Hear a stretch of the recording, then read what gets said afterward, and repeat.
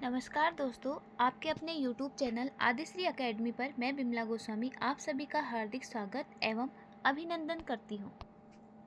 तो दोस्तों, अभी तक हमारे 4 सत्र पूरे हो गए हैं। आज हमारा यह 5वां सत्र है।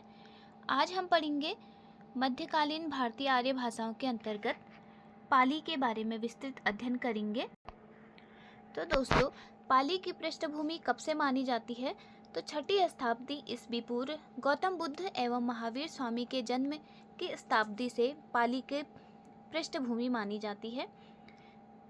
पाली भाषा के जन्म के कई कारण थे, जैसे ब्राह्मण धर्म की जटिलता, कर्मकांडों की प्रबलता एवं समाज में ब्राह्मण संस्कृति के वर्चस्व के विरुद्ध भगवान बुद्ध एवं महावीर स्वामी के द्वारा विद्रोह, धर्म को जनसाधारण के लिए सरल, सुगम और सहज बनाने का प्रयास। दोनों महापुरुषों का विद्रोह भाषा के रूप में भी स्पष्ट अभिव्यक्त हुआ। जनसाधारण की भाषाओं के माध्यम से धर्म प्रचार किया गया और 6ठी शताब्दी ईसा पूर्व से भारतीय आर्य भाषाओं का मध्यकाल प्रारंभ होता है। अब बात करते हैं मध्यकालीन आर्य भाषाओं के विकास क्रम के बारे में। तो इन विकास क्रमों को 3 चरणों में विभक्त किया गया है। पहला है पाली, जिसे प्रथम प्राकृत भी कहा जाता है। इसका समय है 500 ईसा पूर्व से 1 ईस्वी तक। दूसरा है प्राकृत, इसे द्वितीय प्राकृत कहा जाता है। इसका समय है 1 ईस्वी से 500 ईस्वी तक। और तीसरा है अभ्रंश, जिसका समय है 500 ईस्वी से 1000 ईस्वी तक। और अगला है अवहट्ट, जिसका समय है 9वीं और 10वीं ईस्वी। अब हम बात करेंगे पाली के बारे में, जिसका समय 500 ईसा पूर्व से 1 ईस्वी तक का है। सर्वप्रथम पाली शब्द के अर्थ के बारे में हम जान लेते हैं। पा धातु में ली प्रत्यय जुड़ने से पाली शब्द की उत्पत्ति हुई है, जिसका अर्थ क्या है? बुद्ध वचन के तत्वों की रक्षा करने वाली।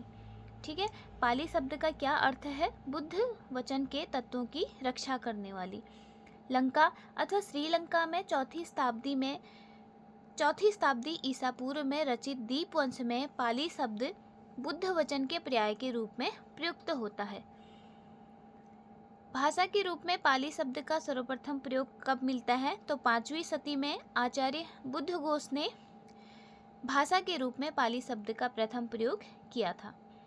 प्राचीन संस्कृत से हिंदी भाषा तक के विकास प्रक्रिया को समझने के उद्देश्य से पाली एक महत्वपूर्ण कड़ी है। पाली भाषा के अध्ययन का प्रमुख आधार त्रिपिटक, टीका साहित्य और वंश साहित्य है। इसकी कुछ प्रमुख विशेषताएं हैं, तो हम पढ़ते हैं। जैसे पहली विशेषता है कि इसमें री, रे, लरी, लरी, ऐ, औ विसर्ग, सौ तथा संयुक्त व्यंजनों का अभाव इसमें पाया गया है। री के स्थान पर अ, ई, उ का प्रयोग किया जाता है। जैसे नृत्य के स्थान नृत्य का क्या हो जाता है? नच। तृण का तिण हो जाता है। वृद्ध का बूढ़ा हो जाता है।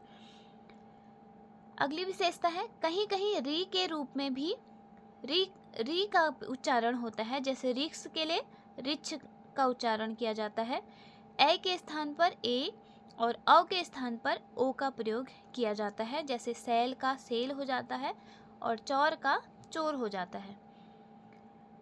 अगली विशेषता है ऐ का ऐ और औ का ओ के रूप में प्रयोग। जैसे पालियती का पालेती, लवण का लौण इसमें हो जाता है। औ के साथ प्रयुक्त विसर्ग ओ में परिवर्तित हो जाता है। जैसे देवह का देवो हो जाता है। अन्य स्वरों के साथ प्रयुक्त विसर्ग का लोप भी इसमें हो जाता है। जैसे संस्कृत में अग्नि का पाली में अग्नि, संस्कृत के धेनु का पाली में धेनु हो जाता है। संस्कृत के जो व्यंजन हैं सौ के स्थान पर सौ का प्रयोग किया जाता है। जैसे नाशयति का नासेती हो जाता है। संस्कृत के तेषु का तेषु हो जाता है और कोश का कोस हो जाता है। अब बात करते हैं अगली विशेषता के बारे में।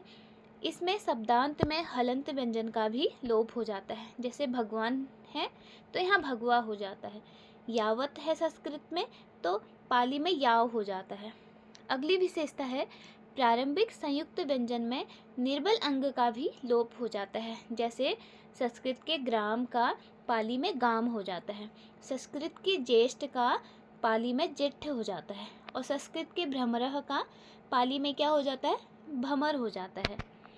अगली विशेषता है इसकी, शब्द के मध्य में संयुक्त व्यंजन का भी द्वित्व हो जाता है। जैसे संस्कृत के कर्म का पाली में कम्म हो जाता है, और संस्कृत भाषा के धर्म का पाली में धम्म हो जाता है। अगली विशेषता है, कहीं कहीं संयुक्त व्यंजन में एक व्यंजन की सत्ता का लोप और दूसरे व्यंजन की सत्ता का दीर्घीकरण हो जाता है। जैसे संस्कृत के पुत्रः का पुत्तो और पक्कः का पक्को हो जाता है। अगली विशेषता है, दोनों व्यंजनों के अंतस्थ होने पर र और वो का लोप हो जाता है। जैसे दुर्लभ का दुर्लभ, बिल्व का बिल्ल हो जाता है। अगली विशेषता है पाली की, दोनों संयुक्त व्यंजनों में से पहला व्यंजन अनुनासिक हो तो संयुक्त व्यंजन बना रहता है। जैसे गंध, दंत, मंच, अंक इत्यादि।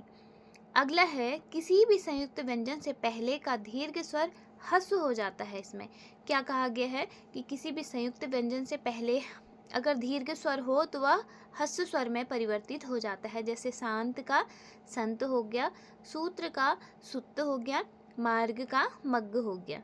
इसी प्रकार अगली विशेषता है, ज्ञ, न्य, अण्य के स्थान पर य हो जाता है। जैसे ज्ञान का यान, अन्य का अये, अरण्य का अरण्य। अगला है, दोनों संयुक्त व्यंजनों में से पहला व्यंजन, माफ करना दोस्तों ये हमने पढ़ लिया है। अगली विशेषता है, त्य का च हो जाता है, थ का च हो जाता है, और द्य का ज हो जाता है, और ध्य का झ हो जाता है। कि इस प्रकार इसकी अगली विशेषता है, कभी कभी संयुक्त वर्ण में सरलीकरण में स्वर का आगम भी हो जाता है।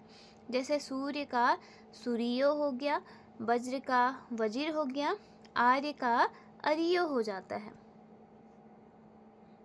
अब हमने जितना पाली भाषा के बारे में समझा उस पर कुछ प्रश्न हम लोग करेंगे। पहला प्रश्न है, भारतीय आर्य भाषाओं के विकास का मध्यकाल कब से प्रारंभ होता है? तो बताओ दोस्तों, भारतीय आर्य भाषाओं के विकास का मध्यकाल कब से प्रारंभ होता है? तो ऑप्शन ए 500 ईस्वी पूर्व से भारतीय आर्य भाषाओं के विकास के मध्यकाल का प्रारंभ होता है। अगला प्रश्न है, पाली शब्द का प्रथम प्रयोग किसने किया था? पाली शब्द का प्रथम प्रयोग किसने किया था? ए अश्वघोष ने, बी हेमचंद्र ने, सी बुद्धघोष ने, या डी वररुचि ने। हमने पढ़ा है पाली भाषा का भाषा के रूप में पाली शब्द का सर्वप्रथम प्रयोग बुद्धघोष ने किया था। अगला प्रश्न है, पाली शब्द का मूल अर्थ क्या है? तो दोस्तों बताओ, पाली शब्द का मूल अर्थ क्या है? रक्षा करना, प्राप्त करना, दे देना, प्रचार करना। तो हमारा ऑप्शन होगा ऑप्शन ए, रक्षा करना। अगला प्रश्न है, पाली भाषा के अध्ययन का प्रमुख आधार क्या है? पाली भाषा के अध्ययन का प्रमुख आधार क्या है? त्रिपिटक साहित्य, टीका साहित्य, वंश साहित्य या उपर्युक्त सभी। तो हमारा ऑप्शन होगा डी, पाली भाषा के अध्ययन के प्रमुख आधार में त्रिपिटक साहित्य, टीका साहित्य, वंश साहित्य ये तीनों आते हैं। अगला प्रश्न है, पाली में लुप्त व्यंजन कौन से हैं? बताइए, में पाली भाषा में लुप्त व्यंजन कौन कौन से हैं? ऑप्शन ए री री, ऑप्शन बी री री लिरी लिरी, या ऑप्शन सी ऐ औ री री, या ऑप्शन डी ऐ औ री रिरी लिरी या लिरी। तो ऑप्शन डी हमारा सही उत्तर होगा। पाली में लुप्त व्यंजन ऐ औ री रिरी ली लिरी ये सब है। अगला प्रश्न है, पाली में किस व्यंजन का स्थान सौ ने ले लिया? तो जैसा कि हमने पहले पढ़ा है कि पाली में सौ का स्थान जिस व्यंजन, इसमें से पाली में किस व्यंजन का स्थान सौ ने लिया है ये पूछा गया है। तो जैसे तालव्य सौ और मूर्धन्य सौ का स्थान सौ ने ले लिया है, तो हमारा ऑप्शन कौन सा होगा? Option C. अगला प्रश्न है, निम्नलिखित में से पाली भाषा की विशेषताएं नहीं हैं। ए री के स्थान पर औ ई ऊ का प्रयोग, बी शब्दांत में हलंत व्यंजन का प्रयोग, या सी प्रारंभिक संयुक्त व्यंजन के निर्बल अंग का लोप, या डी ए का ए तथा औ का ओ रूप में प्रयोग। तो हमारा उत्तर होगा बी शब्दांत में हलंत व्यंजन का प्रयोग नहीं बल्कि हलंत व्यंजन का लोप हो जाता है। अगला प्रश्न है, पाली भाषा में शब्द के मध्य में संयुक्त व्यंजन का द्वित्व होने पर क्या बनता है। जैसे हमने पढ़ा है, द्वित्व होने पर हमारा संयुक्त व्यंजन का क्या बन जाता है, गाम, जेठ, अग्नि या कम्ब। तो संयुक्त व्यंजन का द्वित्व होने पर हमारा ऑप्शन डी कम्ब बन जाता है। इसका सही उत्तर है ऑप्शन डी। तो दोस्तों आज का सत्र इतना ही था। आशा करती हूँ कि यह सत्र आपके लिए उपयोगी सिद्ध होगा। यदि आपके लिए यह सत्र उपयोगी रहा तो चैनल को सब्सक्राइब करें, लाइक करें और शेयर करें। मिलते हैं अगले सत्र में, तब तक के लिए धन्यवाद। स्वस्थ रहे, मस्त रहे, अपना ख्याल रखें। जय हिंद, जय भारत।